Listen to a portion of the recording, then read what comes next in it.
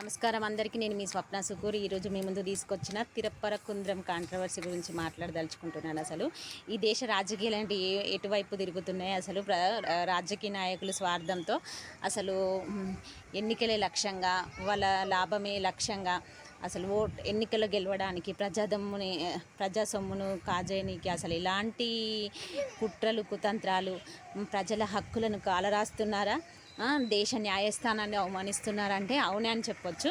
అసలు ఈ తిరుపరకుంద్రం కాంట్రవర్సీ ఎందుక ఇప్పుడు మనం తిరుపరకుంద్రం కాంట్రవర్సీ అయింది. తిరుపరకుంద్రం అనేది తమిళనాడులో సుబ్రహ్మణ్య స్వామికి ఉన్న 6 దేవాలయాల్లో అతి ముఖ్యమైనది. ఇక్కడ తిరుపరకుంద్రం అనేది మధుర మీనాక్షి టెంపుల్కి 9 కిలోమీటర్ల దూరంలో ఈ తిరుపరకుంద్రం అనేది ఉంటుంది. ఇక్కడ భారతదేశంలో నైరుతి ఋతుపవనాల వర్షం పడదనమాట. ఈశాన్య ఋతుపవనాల వర్షం పడుతుంది. ఇక్కడ ఈ వర్షాకాలంలో వచ్చే కార్తీక మంత్ అంటే మనకు ఇక్కడ మార్గశిర మాసం అన్నమాట. ఈ మార్గశిర మాసం తెలుగు వాళ్ళకైతే కార్తీక మంత్ అనేది తమిళ వాళ్ళకు ఉంటుంది. ఈ వరుణ దేవుణ్ణి వాళ్ళు దైవంగా భావించి సుబ్రహ్మణ్య స్వామిని కొలుచుకుంటూ అసలు అక్కడ తిరుపరకుంద్రం కొండ పైన వాళ్ళు ఒక కార్తీక దీపాన్ని వెలిగిస్తారు. ఎక్కడైతే మనం ఆకాశ దీపం కార్తీక మాసంలో వెలిగిస్తామో అదేవిధంగా వీళ్ళు తిరుపరకుంద్రం దీపం అనేది వెలిగిస్తారు.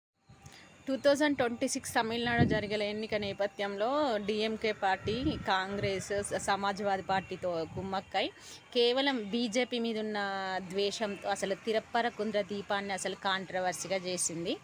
ఈ తిరుప్పరకుంద్ర దీపాన్ని అడ్డుకునేందుకు ముస్లింలతో హైకోర్టులో కేసు వేయించిందనమాట.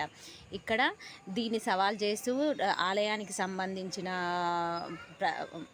వ్యక్తులు అసలు భక్తులు అందరు కలిసి మళ్ళీ హైకోర్టులో అప్పీల్ చేస్తారన్నమాట. దీన్ని ఇక్కడ జస్టిస్ స్వామినాథన్ 1931 తీర్పు ప్రకారం అసలు ఆలయ భూమి అనేది తిరుపరకుంద్రం దేవాలయానికి చెందుతుంది. ఎక్కడ తిరుపరకుంద్ర దీపం వెలిగిస్తారో ఆ కొండ కూడా అది దేవాలయానికి సంబంధించిందని 1931 తీర్పును అనుసరిస్తూ చెప్పిండన్నమాట.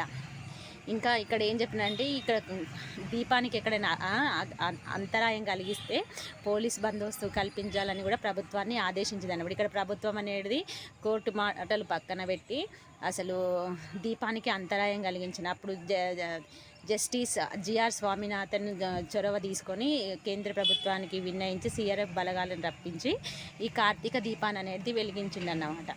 అసలు ఈ 1931 కేసు తీర్పు ఏందో అసలు తెలుసుకుందాం. 1931 కేసు తీర్పు ఏంటంటే ఇక్కడ తిరుప్పరకుంద్రం దేవాలయానికి చాలా భూములు ఉన్నాయన్నమాట.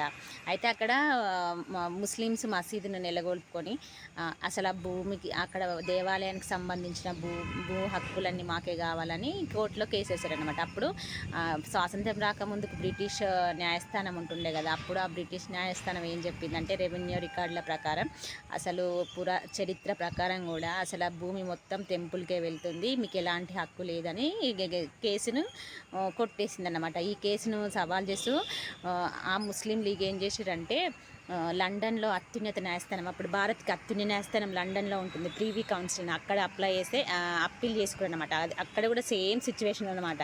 1931లో లండన్ ప్రీవీ కౌన్సిల్ అత్యున్నత న్యాయస్థానం ఏం చెప్పిందంటే భూ యాజమాన్య హక్కులు అనేది టెంపుల్కే పోతుంది అని అప్పుడు కూడా అదే తీర్పు ఇచ్చిందన్నమాట. అయితే ఇప్పుడు డిఎంకే ప్రభుత్వం ఏం చేస్తుందంటే ఈ ముస్లింలను తెరపై తీసుకొచ్చి దేవాలయ భూములను దోచుకోవడానికి, తమిళనాడులో మత రాజకీయాలను సృష్టించడానికి సెక్యులరిజం అనుకుంటూ అసలు మతాల మధ్య కులాల మధ్య చిచ్చులు పెడుతూ కాంగ్రెస్ సమాజ్వాదీ పార్టీలతో కలిసి ఏకంగా జిఆర్ స్వామినాథన్ పైనే పార్లమెంట్లో అభిశంసన తీర్మానాన్ని ప్రవేశపెట్టారన్నమాట. ఇక్కడ ఏది ఏమైనప్పటికీ హిందూ మతమమ్మ కులమా రాజకీయం అనేది పక్కన పెడితే అసలు కేవలం ఎన్నికల్లో గెలవడం కోసము ప్రాథమిక హక్కులను మీరు భంగం చేస్తున్నట్టు కాదా, ఒక న్యాయస్థానం యొక్క తీర్పును అవమానిస్తున్నట్టు కాదా? అసలు మీకు అన్యాయం జరిగితే సుప్రీంకోర్టుకి వెళ్ళండి, అక్కడ మీకు న్యాయం జరుగుతుందా జరగదా అని చూడండి. ఒకవేళ నిజంగా భూమి ఆ ఆస్తి మొత్తం మసీద్ అయితే, అంతేగాని అసలు ఇచ్చిన తీర్పు పైన అసలు వ్యక్తి పైన ఇంకా న్యాయస్థానాన్ని న్యాయ వ్యవస్థని అవమానిస్తున్నారు. న్యాయస్థానం అనేది ఉన్నది ఉన్నట్టుగానే తీర్పు ఆధారాల ప్రకారమే తీర్పు వస్తుంది, కానీ కల్పితాలతో తీర్పు ఇవ్వలేదు కదా వాళ్ళకి నచ్చినట్టు. అసలు చరిత్రను చూసుకున్నట్టయితే ఏ విధంగా అయినా అక్కడ ఉండే కొండ కానీ భూములు కానీ చర్చికి వెళ్ళవు, అసలు ఓన్లీ దేవాలయానికే వెళ్తాయి. ఇప్పుడు అక్కడ ఆలయం పుట్టక ముందుకు మీరున్నారు, అసలు ఆలయం పుట్టిన తర్వాతనే మీరు వచ్చారు. అసలు స్వాతంత్రం రాకముందుకే ఆలయం ఉన్నది. అసలు స్వాతంత్రం వచ్చిన తర్వాత ఏర్పడ్డ పార్టీలు డిఎంకే, సమాజ్వాదీ పార్టీ. అసలు ఇక్కడ కాంగ్రెస్ అనేది స్వాతంత్రంకి పూర్వం ఉన్నది. అసలు చరిత్రను తెలుసుకొని అసలు రాజకీయాలు చేయండి. కనీసం ఏదో మతాలతోని కులాలను రెచ్చగొట్టడానికి ప్రాథమిక హక్కులను మీరే నాశనం చేస్తారు. మాటికి సెక్యులరిజం అనేటోళ్ళు అసలు where is your secularism concept? అసలు what is a right to spoil fundamental rights? అసలు ఈ ఫండమెంటల్ రైట్స్ ఇప్పుడు డిఎంకే, సమాజ్వాదీ పార్టీ, కాంగ్రెస్ అనేది సెక్యులరిజం అంటారు. సెక్యులరిజం అంటే ఫండమెంటల్ రైట్స్ని కాలరాయడమా, న్యాయస్థానాన్ని అవమానించడమా, న్యాయమూర్తిని మీరు అవమానించడమా? అసలు మరి మీరెంత నీతిగా నిజాయితీగా ఉన్నారు? మీరు ఏ అవినీతి అలాంటి ఏం చేయలేదు. అసలు మీరు నీతి నిజాయితీగా ఉన్న వాళ్ళైతే మీకు ఇవన్నీ కాంట్రవర్సీలు ఎందుకు? అసలు చరిత్రను తిరగరాయాల్సిన అవసరం ఏముంది? ఇప్పుడు ప్రతి ఒక్క యువకుడు, భారతదేశంలో ఉన్న ప్రతి ఒక్క యువత అనేది మేల్కోవాల్సిన అవసరం ఉంది. అది కులానికి మతానికి సంబంధించింది కాకుండా దేశంలో ప్రాథమిక హక్కుల కోసం, రాజ్యాంగ రక్షణ కోసం, న్యాయంని బ్రతికించడం కోసం ప్రతి ఒక్కరూ తన వాయిస్ని రేజ్ చేయాల్సిన అవసరం ఇప్పటికీ ఎంతైనా ఉంది. ఇప్పటికైనా యువత మేలుకో, భారతదేశాన్ని ఏలుకో, ఒక మంచి రాజ్యాన్ని నిర్మించడానికి అసలు దేశద్రోహులని, విషపూరిత రాజకీయ నాయకులను ఏర్పడడానికి యువత మేల్కోవాల్సిన అవసరం ఎంతైనా ఉన్నది.